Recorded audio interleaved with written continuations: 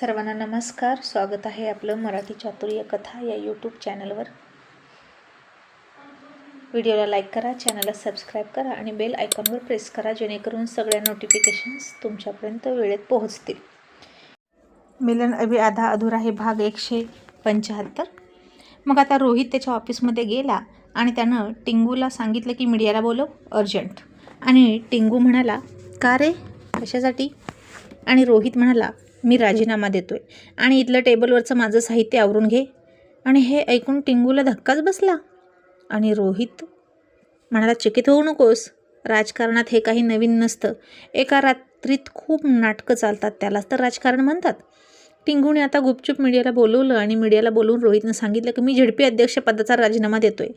आणि आता मीडिया प्रश्न तर विचारणारच होती की हे सगळं कसं झालं, का केलं, तुम्ही राजीनामा का देताय? तुमचं काम तर इतकं चांगलं चाललेलं असताना, तुम्ही लोकांचे लोकप्रिय नेते असताना राजीनामा का रोहित सर? आणि आता त्याची 1000 कारणं तयार होती की रोहितकडे. तो कसलेला राजकारणी होता आणि राजकारणात कोणाशी कसं कधी खोटं बोलायचं, कोणाची कशी समजूत काढायची हे त्याला नव्यानं शिकवायची गरज नव्हती. आणि तो म्हणाला, हा पक्षश्रेष्ठींचा निर्णय आहे आणि त्यांच्या निर्णयाचा मी मान ठेवतो. आमच्या पक्षाची काही धोरणं आहेत आणि पक्षाच्या कल्याणासाठी आम्हाला हे करावं लागतं. बाकी मी तुम्हाला सांगतो की मी किती लोकप्रिय आहे, माझ्या कामाची तुम्हाला माहिती आहेच. आणि राजीनामा देतोय एका जबाबदारीचा, आणि नवीन जबाबदाऱ्या मला खुणवत आहेत आणि मी नवीन कामाला सुरुवात करतोय त्यासाठी. आणि जुनं काम माझ्या हातून गेलं यासाठी मी तुम्हा सगळ्यांना ट्रीट देतोय, ते खा आणि जा. आणि यापुढे जिल्ह्याची धुरा आमचे वरिष्ठ ज्यांच्या हातात देतील त्यांचं नेतृत्व मी मान्य करेन. आणि मी अजून लहान आहे, मला खूप काही शिकायचं आहे, असे शब्द वापरून त्यानं विषयाला वेगळं वळण दिलं आणि जणू काही झालंच नाही असं बोलत होता रोहित. पक्का राजकारणी होता तो. आणि तिकडे मनोजनं ही बातमी मोबाईलवर बघितली आणि म्हणला, राणी अगं हे बघ, रोहित सरांनी झेडपी अध्यक्षपदाचा राजीनामा दिला. आणि राणी म्हणाली, बहुतेक याच गोष्टीचा परिणाम आहे हा. त्यांचं राजकारणावर किती प्रेम आहे हे माहीत आहे मला. आणि जर आपल्या त्या फोटोमुळे त्यांचा राजकारण धोक्यात येणार असेल तर एखाद्याचा जीव घ्यायला कमी नाही करणार सर. म्हणूनच त्यांनी आपल्यावर मारायला गुंड पाठवले. आणि मनोज, म्हणून तू जपून राहा. मनोज म्हणाला, हो, तू सुद्धा जपून राहा. तरीही राणी मला खूप वाईट वाटतं गं. तू दाखवतेस वरून तू खंबीर आहेस, पण आतून नक्कीच रोहित सरांची आठवण तुला येते ना गं. राणी म्हणाली, खोटं कशाला बोलू, आठवण तर येणारच मनोज, कारण त्यांनी खूप मोठी आठवण माझ्याकडे दिली आहे त्यांची. माझं बाळ, ते माझ्याकडे आहे, मग आठवण का नाही येणार? पण मीही माझ्यासाठी नवीन संधी समजते. तुम्ही झालेल्या घटनेकडे कसं बघता हे तुमच्यावर अवलंबून असतं. कोणी संकट म्हणून बघतं तर कोणी संधी म्हणून बघतं. माझ्या जागी दुसरी एखादी मुलगी असती तर या अवस्थेत घरातून नवऱ्याने हकलून दिल्यानंतर संकट आहे म्हणून आत्महत्या केली असती तिनं. पण मी नाही असं करणार. मी जगणार आणि जगून दाखवणार. कदाचित त्यांच्यासोबत असते तर त्यांनी मला फार तर फॅक्टरीमधलं अकाउंट बघ म्हणून तिथंच काम करायला लावलं असतं, स्वातंत्र्य दिलं असतं. पण आपण शेळ्या, मेंढ्या किंवा जनावर दोरी बांधून काही ठराविक अंतरापर्यंतच त्यांना हातपाय मोकळे करण्यासाठी सोडतो ना, तसं स्वातंत्र्य असतं ते. रोहित सरांनी त्यांच्या हातात लगाम पकडलेलं स्वातंत्र्य. पण आता मात्र माझ्यासाठी नव्या संधी खुल्या आहेत असं मी समजते. आणि नवीन आकाश मला खुणावते. तू नको रे काळजी करू, मी खंबीर आहे असं म्हणाली. आणि तिनं तोंड फिरवलं आणि तिनं पोटावर हात ठेवला. आणि रोहितच्या आठवणीनं तिच्या डोळ्यात पाणी आलं. आणि आता पाणी तर येणारच होतं. आता रोहितसोबत आणि घरच्यांसोबत कॉन्टॅक्ट करायचंच नाही असं तिनं ठरवलं. आणि तिनं तिचं जुनं सिम कार्ड फेकून दिलं. आणि मनोजला सुद्धा म्हणाली, तूही तुझं कार्ड फेकून दे काढून, नाहीतर या कार्डवरून आपण कुठे आहोत हे त्यांना कळेल. त्याचा आधार घेऊन ते आपल्यापर्यंत पोहोचतील आणि जीव घेतील आपला. मग दोघांनीही जुनं सिम फेकून दिलं आणि नवीन सिम कार्ड घेतलं. आणि त्यासोबतच राणीच्या नव्या प्रवासाला सुरुवात झाली. आणि इकडे आता सगळ्या गोष्टी संग्राम आणि मेघनाच्या मनासारख्या होत्या. जसं रोहितचा राजीनामाची बातमी आली तसं सगळे खुश झाले. आणि ज्यांना अध्यक्ष केलं त्यांनी संग्रामचे आभार मानले. आणि राजकारण फार वाईट असतं, दिसतं तसं म्हणतात ते खोटं नाही. आणि आता रोहितच्या तिथल्या सगळ्या वस्तू गोळा केल्या, एका पिशवीत भरल्या. गाडीत बसल्यानंतर टिंगू रोहितला म्हणाला, रोहित, आता पुढे काय? अध्यक्षपदाचा राजीनामा देणं फार अपमानकारक आहे रे. अजून तुझं 1.5 वर्ष होतं. आत्ता कुठं 1 वर्ष झालं होतं तुला. आणि रोहित म्हणाला, माझ्या घरच्या अब्रूपेक्षा आणि इज्जतीपेक्षा मला पद महत्त्वाचं नाही टिंगू. अशी 1000 पदं मी कुर्बान करू शकतो. आणि टिंगू म्हणाला, म्हणजे असं काय झालंय? आणि घराण्याची अब्रू, त्यासाठी तू पदाचा राजीनामा का दिलास? काय झालंय नक्की रोहित? आणि रोहितने आता फार हुशारीने टिंगूपासून सुद्धा ही गोष्ट लपवून ठेवली आणि म्हणाला, काहीच नाही. आणि मग टिंगू हसत हसत म्हणाला, मग रात्री राणी वहिनी आणि तू जास्त जागरण केलं का रे, म्हणून डोळे सुजलेत का तुझे? 4 दिवसाचा वचपा काढला असशील ना तू. आणि बघ ना, मी गेलो होतो वचपा काढायला, पण बायकोचा तांब्या पालता. अरे पिरियड आले ना तिला. आता राणीचं नाव घेतलं आणि रोहित काहीच नाही बोलला. आणि टिंगूला म्हणाला, टिंगू विषय बंद कर आणि कामाकडे लक्ष दे. आता घरातल्यांना तो उघड उघड बोलून राणीचा विषय काढू नका असं म्हणू शकत होता, कारण घरात सगळ्यांना माहीत होतं. पण बाहेर मित्रांना या गोष्टी माहीत नव्हत्या, त्यामुळे थोडंसं शांततेचं धोरण घेतलं आणि विषय टाळला त्यानं. आणि असली नाटकं रोहित कुमारला फार छान जमतात. आणि टिंगू म्हणाला, बरं ठीक आहे, आता आपण काय करायचं ते सांग ना. मी तर तुझा कार्यकर्ता आहे, म्हणजे आहे बाबा. आपली धोरणं पुढची काय आहेत ते मला सांग, म्हणजे मी तसा वागतो आणि मला काहीतरी काम दे. आणि रोहित म्हणाला, मोर्चे बांधणी. टिंगू, मला आता हा पक्ष सोडायचा आहे. आणि हे ऐकलं तसं टिंगू हादरला आणि म्हणाला, का? त्यांनी तुझ्याकडून राजीनामा घेतला याचा तुला राग आलाय का? आणि रोहित म्हणाला, हो, ज्यानं माझा अपमान केला त्यांच्यासोबत मी नाही राहणार. मला मान्य आहे माझे बाबा आयुष्यभर या पक्षाशी निष्ठावंत राहिले, पण आता मी नाही पक्षात राहू शकत. माझ्या बाबांच्या निर्णयाच्या विरोधात जाऊन मी हा पक्ष सोडणार आणि अपक्ष लढणार आमदार केला. टिंगू, आपल्या नवीन पक्षाचं चिन्ह नाव डिझाईन करायला घे. आणि आपल्या हातात आणखीन 2.5 ते 3 वर्ष आहेत. आणि सगळीच्या सगळी वोटिंग बँक माझ्या मागं आहे, मला माहीत आहे. आणि माझ्या जाण्यानं नक्कीच या पक्षाचं नुकसान होणार मला माहीत आहे. मग बघूच आता ते काय करतील. आणि टिंगू म्हणाला, रोहित, अरे तुझ्या हिमतीची दाद दिली पाहिजे, पण हे सगळं काय नाटक आहे मला तेच कळेना.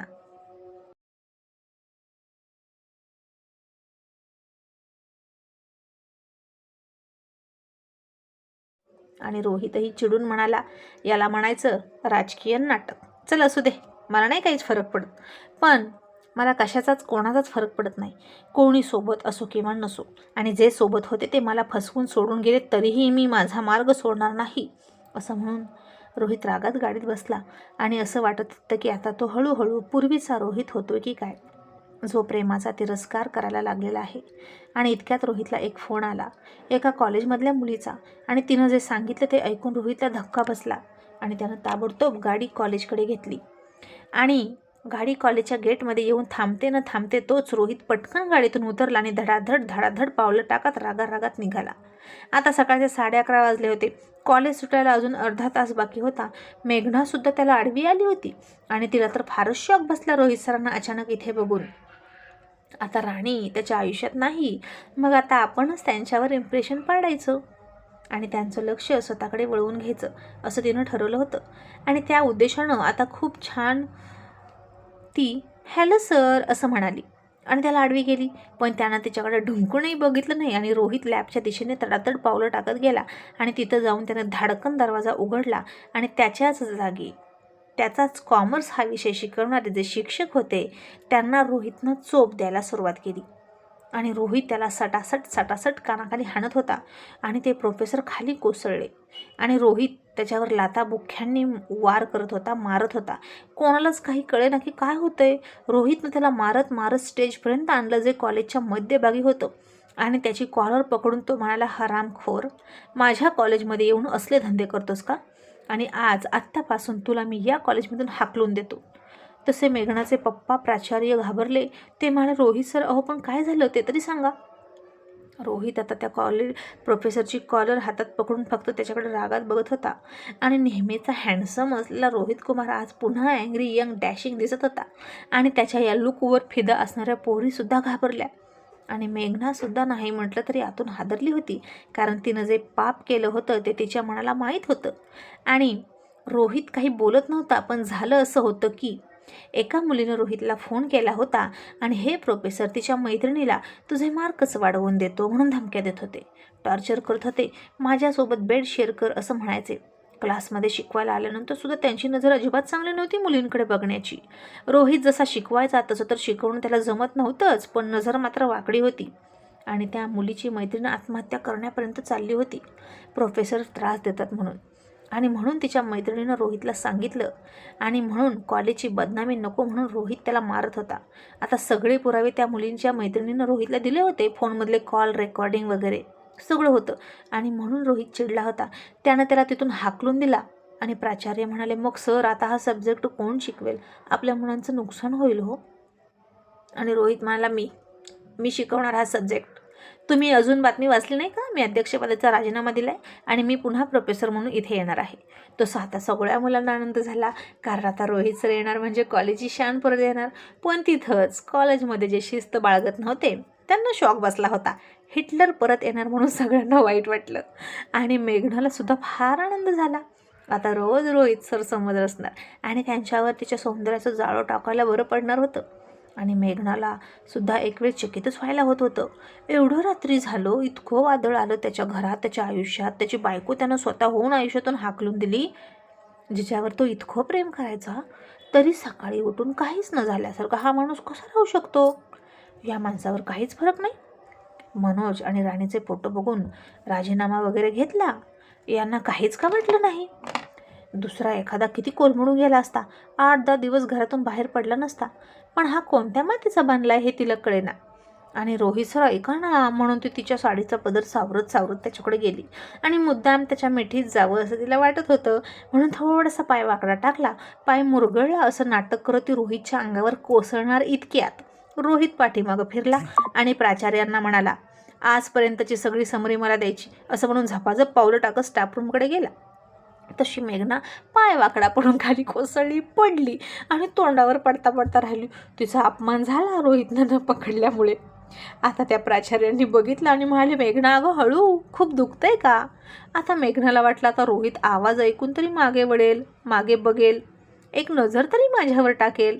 पण आता रोहितला पुन्हा प्रेम, मुली, बायको या शब्दाचा राग यायला लागला होता. आणि एखादी मुलगी त्याच्यासमोर मेली तरी तो बघणार नव्हता. असलाच होता खडूस रोहित कुमार. त्याला सांभाळू जाणं राणीनंच. आणि हे मेघना निघाली त्याच्यासोबत लग्न करायला. तिला तिचं स्वतःचंच हसं करून घ्यायचं होतं बहुतेक. पण असो, स्वप्न बघणं चांगली गोष्ट असते आणि आपण एखाद्याला स्वप्न बघण्याचं थांबवू शकत तर नाही ना. तसंच मेघनाला सुद्धा कोणी थांबवू शकत नव्हतं रोहितची स्वप्न बघण्या वाचून. मग रोहित तिकडे गेला. मेघनाला सोडून प्राचार्यसुद्धा पळत पळत गेले त्याच्या मागे, नाहीतर तिथं सुद्धा रोहित ओरडत बसला असता त्याला. आणि आता मेघनाला स्वतःच सावरावं लागलं. आणि ती उठली, लंगडत लंगडत स्टाफरूममध्ये जाऊन बसली आणि मनात म्हणाली, हा तर किती बदलला होता. इथं राणी पडायची तेव्हा तिला उचलून घ्यायचा, आता बदल झालाय तर मला उचलून घ्यायला काय झालं होतं? निदान हात तरी द्यावा ना. पण आता तिला हे माहीत नव्हतं की ज्या राणीनं खडूस रोहितला माणसात आणला होता, प्रेम करायला शिकवला होता, तो रोहित आता तसा राहिला नव्हता. एका क्षणात, एका रात्रीत खूप बदलला होता. आणि इकडे सूर्यवंशींच्या घरी मात्र थोडा थोडा नाश्ता करून सगळेच बसले आणि राणीचा फोन लावायला गेले की स्विच ऑफ यायचा. रोशननी खरंच काही नाही खाल्लं आणि रागारागात ऑफिसला गेला होता. तिथून सुद्धा त्याला करमत नव्हतं. राणीला बोलल्याशिवाय, तिला बघितल्याशिवाय तो स्वस्थ बसणार नव्हता, म्हणून तो राणीच्या घरी गेला. पण घराला कुलूप बघितलं आणि त्याला धक्का बसला. त्यानं आजूबाजूला चौकशी केली, पण कोणीच काहीच सांगितलं नाही, कारण खरंच कोणाला काही माहीतच नव्हतं. मग त्यानं घरी जानकीला फोन करून सांगितलं आणि म्हणाला, आई बाबा, अगं राणी बहिणी इथे नाहीच, कुठे गेली असेल गं? आणि जानकी मल्हाररावांना सुद्धा राणीची काळजी वाटायला लागली. रोहितनं केलेला अपमान तिच्या जिव्हारी लागला असावा आणि म्हणून ती गेली की काय? आणि आता रोहितनं त्याच्या वकिलांना गुप्तपणे सांगितलं की घटस्फोटाचे पेपर तयार करा आणि राणीच्या घरी माणूस पाठवून द्या, ती लगेच सह्या करेल आणि पटकन सगळे पेपर कोर्टात सबमिट करा आणि आमचा घटस्फोट होईल. मग आता त्याच दिवशी त्या वकिलांनी सुद्धा तसंच केलं. माणूस पेपर घेऊन गेला घटस्फोटाचे तिच्या घरी, पण ते पेपरसुद्धा परत आले, कारण घराला कुलूप होतं. आणि वकिलांनी रोहितला सांगितलं की राणी मॅडम आणि त्यांच्या घरचे तिथं नाहीत, घराला कुलूप आहे सर. आणि आता ती कुठं गेली याचाही विचार त्याच्या डोक्यात आला. फार म्हणजे फार वेडा होता रोहित. आणि म्हणाला, गेली तर गेली, आय डोंट केअर. आणि त्याचा राग म्हणजे वणव्या जंगलात लागलेल्या वणव्यासारखा होता, कमी होतच नसायचा, आणखीन भडकत भडकत भडकतच जायचा. वेळ काळ गेल्यावर माणसाला वाटतं की तो शांत होईल, पण तो शांत होत नव्हता. आणि रोहित म्हणाला बहुतेक घटस्फोटाचे पेपर तिच्यापर्यंत येतील म्हणूनच निघून गेली. पण घटस्फोट नाही घेतला म्हणून काय झालं? माझ्या आयुष्यातून ती गेली आणि तिला मी मनातून घटस्फोट दिला असं म्हणून पुन्हा अकॅडमीत गेला. आता सकाळी कॉलेज आणि त्यानंतर दिवसभर अकॅडमी, मग बाकीचे भरपूर उद्योग होतेच की त्याला करण्यासारखी, आणि पार्ट टाईम राजकारण तर होतंच. आणि आता त्यानं राजीनामा दिला असला तरी सगळे लोक त्याच्याकडेच यायचे त्यांची कामं घेऊन. पण रोहित कोणालाही नाही म्हणत नव्हता, सगळ्यांची कामं करायचा, सगळ्या लोकांना एका बंद मुठ्ठीसारखं बांधून सोबत घेऊन चालला होता. मग संध्याकाळी सगळे घरी आले. मग रोहित अजून आला नव्हता. तो एका बारमध्ये एकटाच ड्रिंक करत बसला होता, कारण आता राणीच्या आठवणी विसरायचं म्हणजे त्याला कायम नशेत राहिल्याशिवाय पर्याय नव्हता. आज एकही मित्र सोबत नव्हता, कारण त्याची ही अवस्था त्याच्या मित्रांना लगेच कळाली असती, आणि म्हणून त्यानं एकही मित्र सोबत घेतला नाही, एकटाच ड्रिंक केली. मग तो गाडीत बसला. ड्रायव्हरने त्याला घरी आणून सोडलं आणि त्याची वाट बघत राहुल अजूनही बसला होता. आता मोठा भाऊ म्हणजे आईसारखीच माया आणि काळजी घेतो लहान भावाची, नाही का? आणि 12 वाजून गेल्यानंतर रोहित आला. राहुलने त्याला गाडीतून उतरून घेतलं आणि म्हणाला, तू चल माझ्यासोबत, या खोलीत नको राहू, नाही तर तुला राणीची आठवण सतवतील.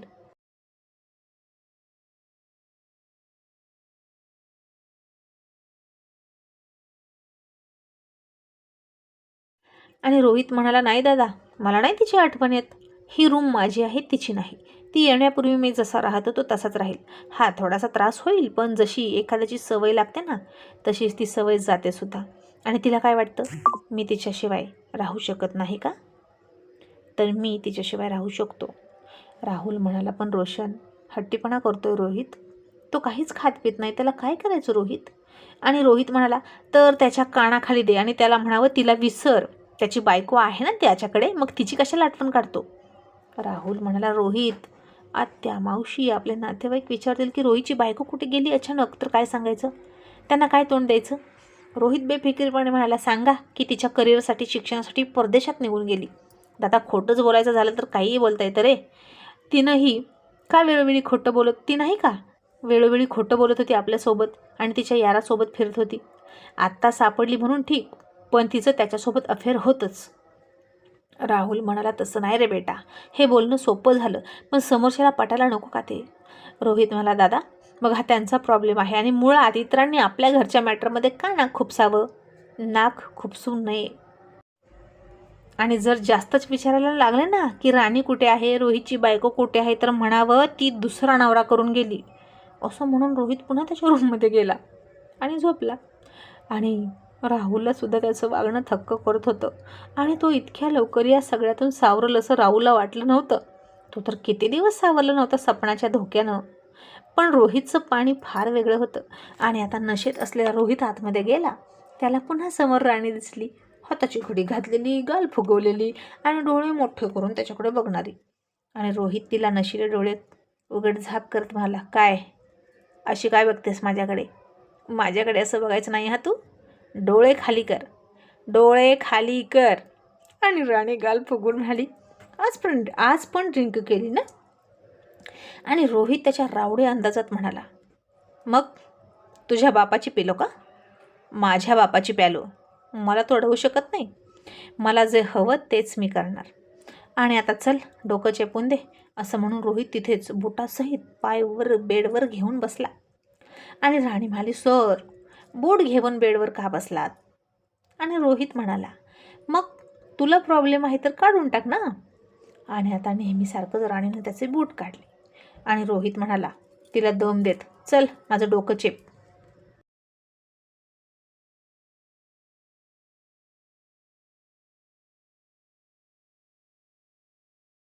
आणि राणी पण हट्ट करत म्हणाली, नाही चेपणार, बसा तसेच. असं म्हणून ती ब्लँकेट घेऊन तिच्या जागेवर झोपायला गेली. तसं रोहितला आणखीन राग आला आणि त्यानं तिच्या अंगावरचं ब्लँकेट खेचलं आणि म्हणाला, राणी. आणि त्यानं ब्लँकेटच्या आत बघितलं तर राणी नव्हती. आणि त्यानं त्याच्या पायाकडं बघितलं तर बुटही तसेच होते. आणि का का ती मला आठवते म्हणून त्याला राग आला. आणि इतक्यात ती एका कोपऱ्यात त्याच्याकडे बघून हसत होती आणि म्हणाली, काय झालं सर, माझी आठवण येते ना, तुम्ही माझ्याशिवाय राहू नाही शकत. आणि रोहित चिडून म्हणाला, मी राहू शकतो तुझ्याशिवाय, बिकॉज आय हेट यू, असं म्हणून त्यानं अंगावर ब्लँकेट घेतलं आणि झोपला ते झोपलाच.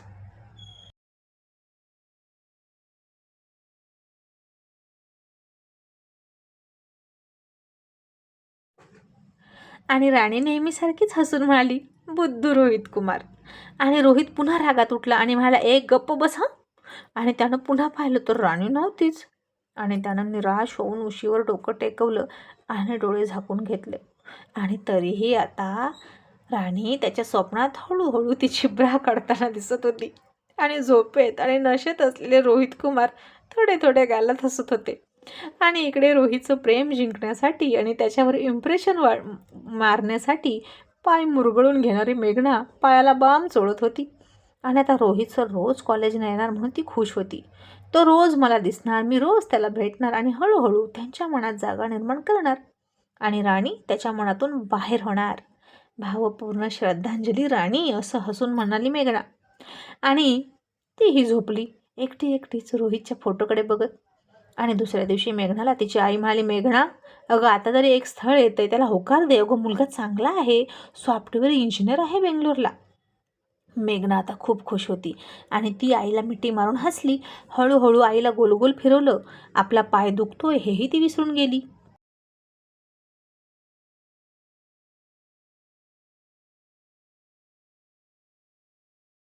आणि तिच्या मम्मीला वाटलं हे स्थळ तिला पसंत आहे की काय, म्हणून ती इतकी खुश आहे. आणि तिची मम्मी म्हणाली, मेघना मग मी त्यांना काय सांगू, यायला सांगू का, तू खुश आहेस ना. आणि मेघना म्हणाली, नाही मम्मी, मी या स्थळासाठी खुश नाही, तर फायनली मला जो हवा आहे तो मला मिळणार आहे म्हणून मी खुश आहे. आता फक्त थोडासा वेळ दे मला, कारण आता त्याच्या आणि माझ्यामधला काटा दूर झाला आहे आणि मी त्याला मिळवून दाखवणारच, असं ती हसून म्हणून कॉलेजला निघून गेली. आणि तिच्या मम्मीला पुन्हा तिचं खूळ बघून काळजी वाटायला लागली.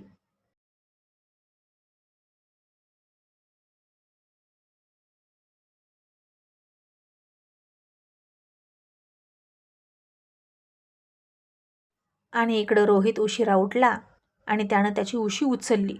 तसं राणीनं आईकडं जाण्याआधी, तो इथे नव्हता, मुंबईला होता, तेव्हा रात्री त्याच्या उशीखाली झोपताना काढून ठेवलेली ब्रा त्याला दिसली.